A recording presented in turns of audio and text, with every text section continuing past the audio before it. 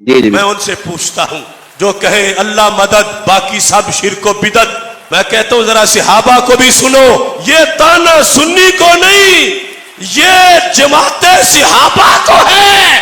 صحیح مسلم میں حدیث شریف، صحابہ کا دین فَإِنْ آمَنُوا بِمِثْلِ مَا آمَنْتُمْ بِهِ فَقَدِ اهْتَدَوْا۔ صحابہ کا عقیدہ کیا ہے کہ میرے آقا صلی اللہ علیہ وسلم ایک جبہ پہنتے تھے خطبہ جمعہ میں، خطبہ عید میں۔ جب میرے آقا علیہ السلام کا وصال ہو گیا تو وہ جبہ سیدہ عائشہ صدیقہ رضی اللہ تعالی عنہا نے پاس رکھا۔ حضرت اسماء بنت ابی بکر رضی اللہ تعالی عنہا جو سیدہ عائشہ صدیقہ کی بڑی ہمشیرہ ہیں، وہ کہتی ہے لما قبضت قبضتها، جب عائشہ صدیقہ کا وصال ہو گیا تو جبہ میں نے پاس رکھ لیا۔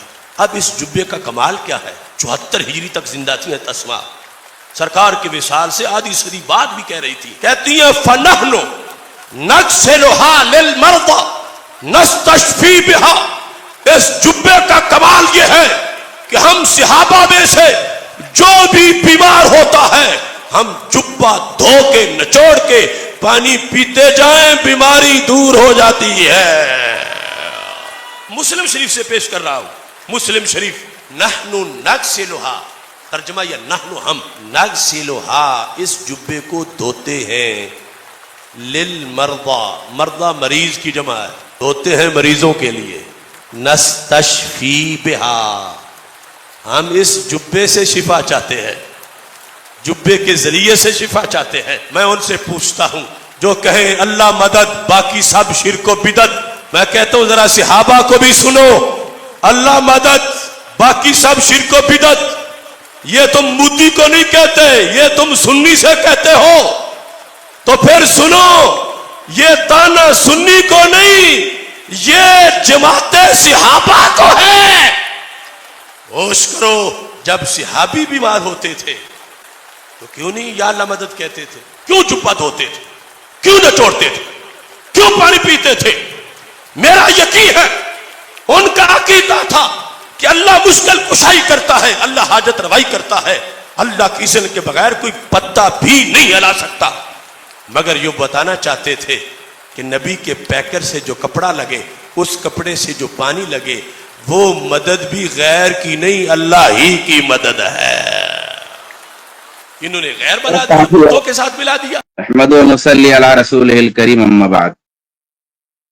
مولانا صاحب نے بڑی کافی تقریر کر لی اور اسی انداز میں تقریر کا سلسلہ آگے ہے، اور خلاصہ یہ ہے مولانا صاحب نے جو بتایا ہے کہ اہل حدیث، جن کو یہ حضرات وہابی کہتے ہیں، یہ لوگ کہتے ہیں کہ اللہ کے علاوہ جب بھی کسی سے مدد طلب کریں گے تو وہ شرک ہوگا، یا اللہ مدد یہ توحید ہے، اور یا اللہ مدد کے علاوہ باقی اگر کسی سے مدد ہے تو وہ شرک ہے۔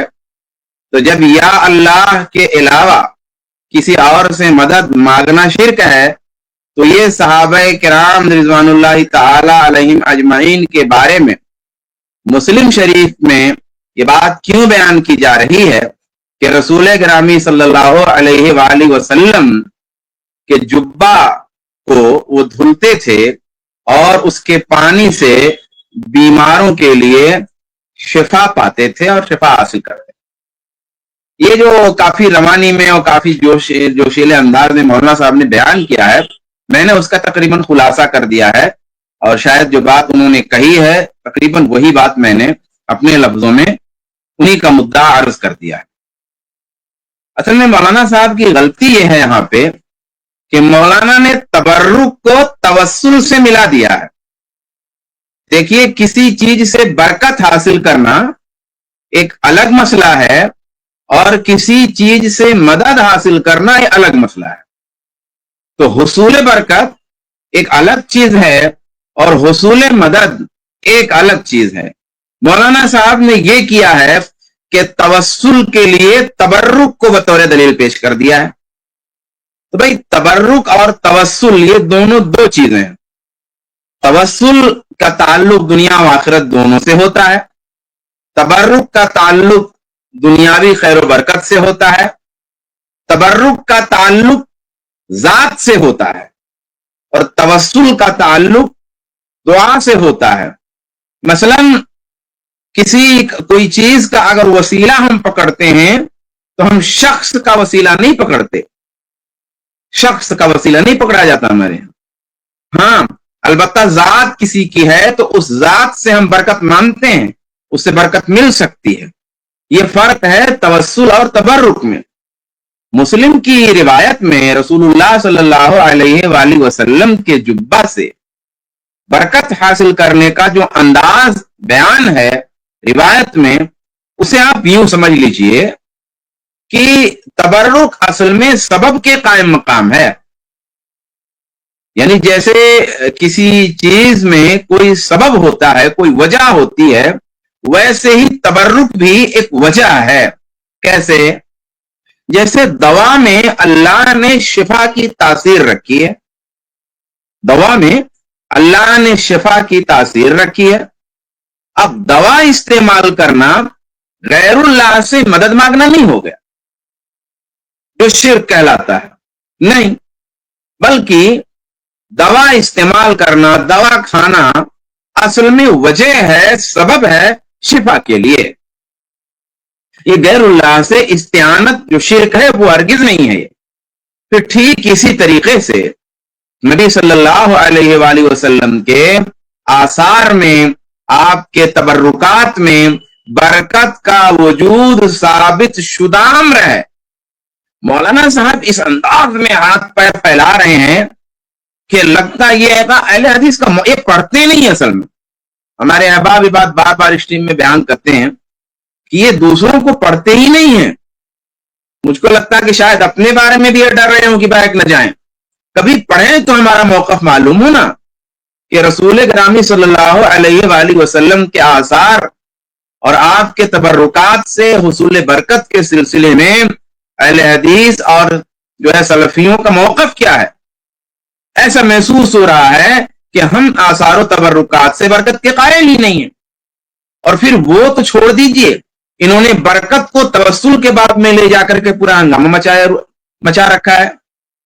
تو میں یہ عرض کر رہا تھا کہ اللہ کے رسول صلی اللہ علیہ وآلہ وسلم کے آثار اور تبرکات سے برکت حاصل کرنا، اور ان میں برکت کا وجود ایک حقیقی بات ہے، ایک ثابت شدہ چیز ہے.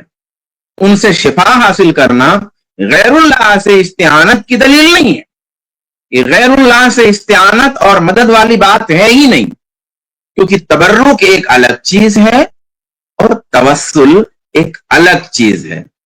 اسی طریقے سے نبی کی انہی چیزوں سے تبرک درست ہوگا ہمارے موقف کے لحاظ سے، اور یہی صحیح بھی ہے کہ جن کے بارے میں نص ہے، ثبوت موجود ہے. اسی لیے اللہ کے رسول صلی اللہ علیہ وسلم کی قبر سے اگر کوئی برکت شابان بھائی ایک چھوٹی سی بات میں یہ بولنا چاہوں گا کہ یہ توسل نہیں، یہ استعانت کے لیے استدلال کر رہے ہیں. یعنی یہ باقاعدہ اللہ کے نبی صلی اللہ علیہ وسلم سے توسل تو ایک نسبتاً نیچے والی چیز ہے، یہ شرک کے لیے استدلال کر رہے کہ اگر تبرک کی حدیث پیش کر کے یہ اللہ کے نبی صلی اللہ علیہ وسلم سے دعا مانگنے کا استدلال کر رہے تو یہ اللہ کے نبی کو وسیلہ نہیں بنا رہے، بلکہ ڈائریکٹ اللہ کے نبی سے دعا مانگنے کی دلیل اس سے دے رہے ہیں. تو توسل تو نسبتاً ایک خفیف امر ہے، یہ سیدھا استعانت پر استدلال کر رہے ہیں اس سے. جی تو اب رسول گرامی صلی اللہ علیہ وآلہ وسلم کے قبر سے بھی برکت حاصل نہیں کر سکتے، یعنی اتنے ہی سے برکت حاصل کر سکتے جس کا ثبوت ہے، لیکن برکت کے ہم قائل ہیں. اب یہ سمجھ لیجئے نا ایک بات اور، جو عوام الناس کو گمراہ کرتے ہیں برکت کا نام بول کر کے. اچھا برکت کا میدان ان کے ہاں اتنا وسیع ہے کہ ہر گھوڑے گدھے میں انہوں نے برکت ڈال دیا، ہر چیز میں برکت ڈالا ہوا. تو برکت ہے کیا؟ برکت کہتے کس کو؟ کیا برکت کوئی پراسرار چیز ہے؟ جس انداز میں یہ حضرات برکت کا نام لیتے ہیں اس سے تو یہ پتا چلتا ہے کہ یہ کوئی بڑی خفیہ اور بڑی پراسرار چیز ہے کہ برکت کا لفظ کہیں لگا دو اور جتنا گمراہ کرنا چاہو لوگوں کو گمراہ کر لو. تو بھائی معنی البرکتی ثبوت الخیر الالہی فی الشیء، کسی چیز میں اللہ تبارک و تعالی کی طرف سے خیر کا ثبوت کہ بھئی یہ چیز جو ہے اس میں خیر ہے، اس میں برکت ہے، اس میں برکت ہے یعنی اس میں خیر ہے، इसमें बरकत अल्लाह ताला पैदा फरमाए, यानी अल्लाह ताला इसमें खैर पैदा फरमाए। तो कोई चीज अगर मबरूक है, कोई चीज अगर बरकत वाली है, तो इसका मतलब ये है कि उस चीज में अल्लाह की जानिब से खैर है और वो साबित शुदा है। अगर अल्लाह की तरफ से बरकत साबित शुदा है तो खैर गोया साबित शुदा है। अब बरकत वाली बहुत सारी चीजें हैं, कुरान और सुन्नतें भरी पड़ी हैं, मैं चंद चीजें बता दे रहा हूं। मिसाल के तौर पे तकवा बरकत की चीज है। तकवा के बारे में कहा कि अगर तकवा लोग इख्तियार करेंगे सूरह आराफ में, तो बरकत आसमानों जो है जमीन से नाजिल होगी। ऐसे ही कुरान पाक की तिलावत और उसमें तदब्बुर करना, ये भी बरकत है। किताबुन अंज़लनाहु इलैका मुबारकुन लियद्दब्बरू आयाति, ये जो कुरान नाजिल है, ये कुरान एक बाबरकत चीज है, बरकत वाली चीज है। सुबह का वक्त बरकत है इसमें। अल्लाहुम्मा बारिक लि उम्मती फी बुकूरिहा, अल्लाह मेरी उम्मत की सुबह में, यानी सुबह उठ करके अपने अमाल अंजाम देने में बरकत अता फरमा। तो रसूल अकरम सल्लल्लाहु अलैहि वसल्लम ने अपनी उम्मत के लिए सुबह में बरकत की दुआ फरमाई है कि सुबह सुबह उठने में और अमाल खैर अंजाम देने में बड़ी बरकत है, ये भी बरकत है। ऐसे दुनिया की बहुत सारी चीजों में बरकत बताया गया है, कुरान और हदीस में साबित है। जैसे जमजम के पानी में बरकत है, बारिश के पानी में बरकत है, जैतून में बरकत है, दूध में बरकत है, बकरी में बरकत है, ये सब बरकत है। सबको मदद के लिए पुकारने लगोगे, या बकरी अल मदद, या दूध अल मदद, या बारिश का पानी अल मदद, ऐ जमजम का पानी मुझे मदद पहुंचा दे। जहां जहां बरकत साबित है वहां तुम सबको मदद के लिए पुकारना शुरू कर दोगे, बकरियों को मदद के लिए आवाज दोगे, सुबह को मदद के लिए आवाज दोगे, ऐ सुबह अल मदद। कैसा इन हजरात की अक्ल कैसे मारी गई है। अल्लाह खैर फरमाए, अल्लाह खैर फरमाए, अल्लाह इन हजरात को हिदायत अता फरमाए। इतनी मामूली सी चीज है, मगर बरकत का इनको माना ना मालूम है, न इसका मफहूम मालूम है, न महल शाहिद मालूम है, न महल इस्तेदलाल मालूम है, कुछ भी नहीं। उठा लिया और चीखना शुरू कर दिया। अल्लाह जो है हिदायत अता फरमाए।